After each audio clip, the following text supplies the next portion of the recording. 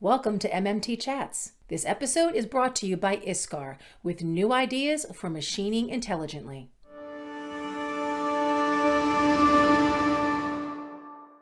I'm working with HR in a lot of these companies, small manufacturers who are struggling to get talent. And I mean, it's really, it's beyond anything that I've ever seen before. I was speaking with an HR person, a longtime professional last week about the issue. And believe it or not, people are still fearful of COVID. Yeah, I know. And are these just big companies? Like, have you noticed a trend in who's being successful with it? I'm noticing, big companies, of course, companies that have a lot of resources, but also, companies that are making it flexible enough for employees to get vaccinated. They're not really mandating it. They've redesigned their organizations. They are trying to be more inclusive with the conversation with their team members. You guys, we're all in this together and we're all going to work through this together. And it's a more inclusive process. It's not an I process, it's a we process. Yeah. As leaders of these companies, we have to be responsible. Yeah. And we have to be responsible not only to our shareholders, but to our employee base. And we still have to generate a revenue for the shareholder.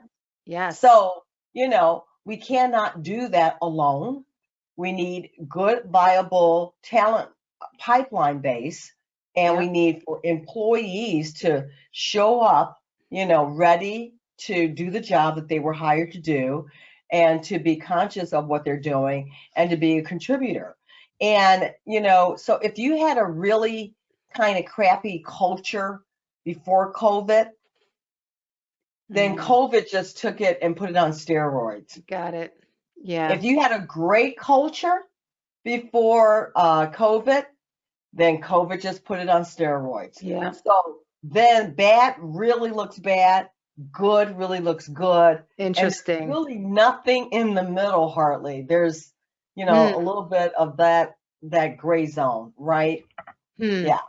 So all right, for that, people are busy. For that gray zone, any of the companies that you're talking to in the gray zone, and what are some strategies they're doing to hire people? I think what they're doing first is they're recognizing that they have to have HR at the leadership meeting every week now. Oh, wow. It's not just a one-time event. HR professionals are included. HR is being given more tools. HR is holding more on-site career fairs, doing more marketing, doing more branding, and they're really making sure that their external brand matches the internal brand. So they're really getting their heads wrapped around who are we, what do we want to be known for, and how do we want to bring people into this organization. And so they're consciously focused on, their brands and what do they stand for. So it's forcing, not really forcing, is providing an opportunity for a different kind of discussion within companies. Interesting. Yeah. That's a positive. It's very much a positive, right? Because sometimes there's an elephant in the room. Yeah. And we've been avoiding the elephant for so many years. And you have a crisis like COVID. Well, you can't eat a whole elephant. The only way that you can eat the elephant is in small bites. Yeah. And so you may not see the results of eating that elephant until a month later or maybe 2 months, but at least you've made a conscious decision to start to eat the elephant in the room. Eating elephants. Eating elephants. Eating bits of elephants. But that's true, and it's being patient with it. You're right, nothing's going to happen overnight.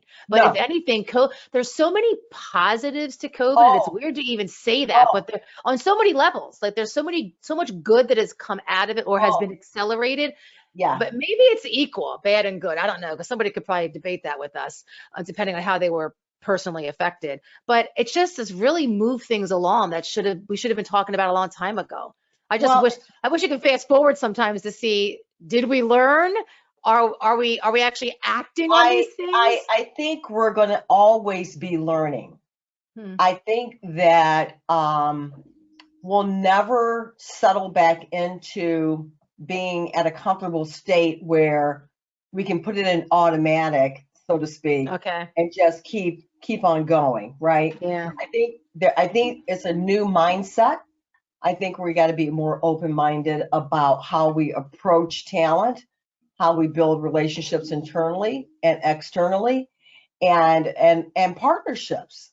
You know, a lot of companies found new partners that they would have never thought about, you know, helping your neighbors, helping each other out. Like, you know, if I don't have, you know, for mold makers, if I don't have this, maybe X person has that, and maybe we can trade. So a lot more, what I call collaborating, that frontier pioneering kind of attitude about we're all a community and we've got to succeed together. And you know what's really interesting? COVID has either made you more resilient, has made you think smarter and brighter, has forced you to always look at the curve, look ahead at the curve, and always anticipate so that you're better prepared for anything that's going to happen. Yeah. Whereas before we were just kind of like going through life like la la la la la. Yeah. Now we're not doing that so much. Right. The 26-year-old to 26 minus 15. That would be like the 11-year-old. That would be your Gen Zs. And then under Gen Zs is your Alpha. Is that what the new thing is? Alpha? Yeah, that's your next group underneath the Gen Z. And the Alpha group is going to be a little bit more resilient, for instance, than the millennial, because this is normal to them. This is the new normal for them. So what's normal for them is could be abnormal for that next generation. But what's going to happen is that they're going to develop some behavioral attributes that other group doesn't have. Agility, flexibility, resilience, you know, cautiousness, anticipating, learning how to change on a dime, right? You know, it's things that and understanding of technology. Yeah. You know? And more so than us. So and more so than the millennials, you know, at the older end. So you're gonna see a completely different mindset. Yep. It's an employee market right now. Yes. Not an employer. I agree. So the employees are really negotiating differently and customizing, you know, everything that they want. So every employee will have a customized relationship with their employer. So if you were viewed as an essential worker within your company or a non-essential worker. Oh, geez. I hate that word. So the essential worker is the worker that has subject matter expertise that, you know, you cannot live without me. Okay. You need my skill sets. That's an essential worker. A non-essential worker is, you know, okay, so you wipe down the blackboards, you do the floors, you do this. I can find those kinds of workers because they're a dime a dozen. So it's the essential worker versus non-essential. And that's a new terminology. When HR comes to the vice president of a department and he says, you know, Becky wants to blah, blah, blah, blah, blah. You know, the first question he's going to ask her is, how essential is she to the business? Jobs that we thought were really essential really weren't. Right. So it was a paradigm shift for a lot of companies because they had to refigure things out. You know, we always thought that we had to do face-to-face, we had to be in front of the customer, we had to do this, and that was crucial to getting the order. Well, you couldn't do it during COVID, but yet you still got the order. So what did you do differently that didn't require you to be face-to-face with that client, but yet you still got the order? Yeah. It causes you to reevaluate your cost structures. What you gained during COVID is you got to see your family again. and you got to see your child again, and you Yeah. got to get clarity around your personal life. So I think things will come back, but it will never, in my opinion, Be the same. ever be at the intensity level as it was before. Not for all of the masses. So I think it's kind of like you gotta live it. But for companies, every employee will have a unique contract. That is interesting. That is Now, negotiated by the employee. Maybe 30% of it will be standard rhetoric, Okay. or maybe 50% will be standard rhetoric. But some parts of it will be unique to you as an individual. Depending on where you fall, essential or non-essential. Yeah, essential, non-essential, baby boomer, Gen Xer, millennial. There'll be a lot of factions. Good performer, That's very not good interesting. performer. Yeah. All of these things will be, talent managers will have like a whole repository of things to check, right? Yeah. And things to see before they present the package on up to the next level. Well, they're essential. They've had exceed expectations 5 times in a row. They've never missed a day. They've met all their deadlines. It's a negotiation. Yeah. In January, got my certification in talent optimization. Remember? Yeah. And I'm going through the predictive index. And so one of the and I love this product. I think it's a great product because what it does is it forces organizations to step back and think about them, how they get the work done, right? Number one, how do we get the work done here? How do we design? How do we organize? How do we hire? How do we inspire? And how do we keep people motivated to show up every day? So you've got, the business on one side, the tactical stuff, and then on the other side, you have your results. And what people have to remember is in the crucial middle are people. And so how you design your work streams and how you organize them and how you hire them and how you inspire them has a lot to do with the other side of the equation, called the results.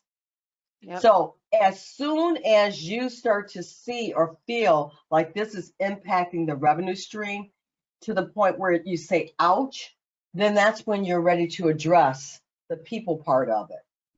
Right now, it doesn't hurt so bad because we're surviving, right? But at some point, you begin to say, ouch, and your revenue takes another dip for the second year, the third year. Then that's when you wake up and you say, we got to do something. Most organizations will not address it because people are complex. Yeah. It's a complex situation. Yeah. We are full of biases. We are full of, ideas, and we have not done a good job of standardizing the work. You and I have talked about this. Yeah. Standardizing how we get the work done. Yeah. So that, when a person comes into the organization, it's not a surprise. You got a playbook. Yeah. Here's the playbook. This is how we do it, and this is our cadence and how we measure success. And this is our feedback loop. You're going to have a strong talent manager, not HR, but talent manager. Yeah. The talent manager will sit down and have like your development plan, right? Your whole collateral on your job, where you're going, where we see you, blah, blah, blah, blah, blah, blah. Right. And each person will have one of those. Wow. So just think about that. That's the future. 2030 is a very real phenomenon. Very real on all fronts. 2 elections away. 2 elections. 2 elections. That's it. Lots of change, lots of embracing of new technology. Well, and you were saying that, or they were saying that before COVID happened. So COVID just accelerated or whatever, really emphasized this whole, what do you want to call it? COVID opened up Pandora's box. Yeah. Yeah. And everything came out. Yeah. And you can't put it back in.